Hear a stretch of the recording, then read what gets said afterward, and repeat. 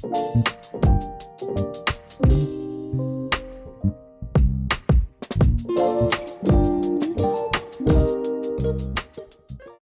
we dive in, I need to open the shutter a bit wider. What I'm about ready to share isn't theory, it's personal. It's a frame pulled from my own reel of memory. And to give you the right depth of field, I have to expose part of the negative, like what I did there. My creative spirit has found a lot of healing, but it wasn't born in freedom. It was forged in survival, fractured in places that still catch the light differently sometimes. I was shaped in silence. I was raised in the shadows of disconnection in my family and taught without words that expression was dangerous, that it was too risky, that it was too revealing. So, for the sake of honesty, and for the sake of any creator who's ever mistaken fear for wisdom, here it goes. I was in first or second grade and I had drawn something that I was really proud of. I can't remember what it was. Maybe it was a rocket ship or a lion or a clumsy looking tree, but I remember how I felt alive. Like I had taken a piece of my imagination and brought it into the world with crayons and construction paper. I walked home gripping that paper like it was treasure. My little legs, it carried me fast. My heart was thudding with anticipation. I couldn't wait to show my mom, to see her eyes light up, to hear her say, it was amazing. To feel that warmth that only a child knows when their creation is received like a miracle. But when I got home, the miracle was met with silence. She was distracted. She was weighted, absorbed in the sadness and the problems of her marriage.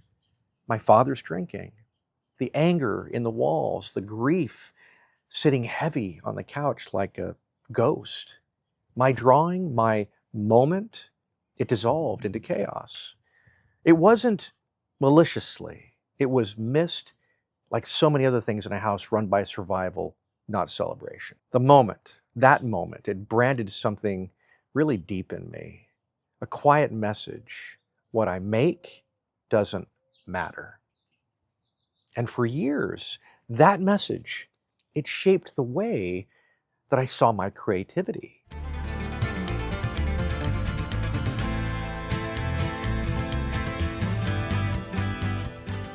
So let's start by talking about the duality of creative motivation.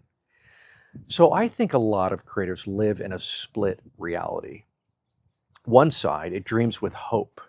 The other side creates from fear. And when you grow up in dysfunction, kind of like mine, when your role was caretaker or peacemaker or invisible child, your creativity, it doesn't get to breathe. It becomes something else, maybe a tool to gain approval or a way to soothe others or something that you bury to avoid disappointment. You stop creating for joy and you start creating for survival. Now let's talk about what fear-based creativity looks like. Fear-based creativity, it whispers, if I mess this up, no one will love me. If they don't like it, I'm not worth anything. Why create something that no one will even care about? It's cautious, it's perfectionistic, it's a dance around rejection rather than an invitation to connection. See, this is the residue of childhood wounds. It's when your joy wasn't mirrored, when your gifts weren't received, when your art went unseen. Your brain learned that creating wasn't safe. And so our adult self avoids risk. Or maybe it polishes every piece to death. Or maybe it just stops creating altogether. Not because you don't care, but because you care so deeply and don't want to feel invisible again. Now let's talk about hope-based creativity, the return. I believe there's another way. Hope-based creativity, it doesn't deny your pain. It doesn't erase the moments where your art was met with silence. It returns. claims them. It says, that moment hurt, but it doesn't define my worth. I can create for joy, not just for applause. What I make matters, even if no one claps. Hope-based creativity, it grows when you reparent your younger self, when you whisper to the artist child still inside you, I see you, I celebrate you, show me what you've made. This kind of creativity is actually really dangerous to fear because it doesn't need to be perfect, it just needs to be true. Now let's talk about the inner Bushido, the way of reclamation. So here's the practice. Your inner Bushido for creative healing.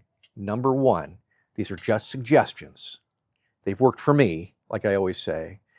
So first, name the wound, that moment where your creativity felt abandoned.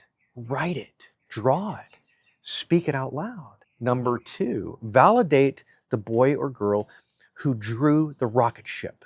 That wasn't childish, that was sacred. Number three, create something messy, something for you, not for the audience, not for likes, just for wonder.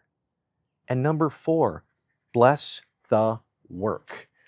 Don't wait for others to celebrate it. You celebrate it. You're not the little kid anymore waiting at the kitchen table. You're the adult now, and you can clap. So here's my challenge to you.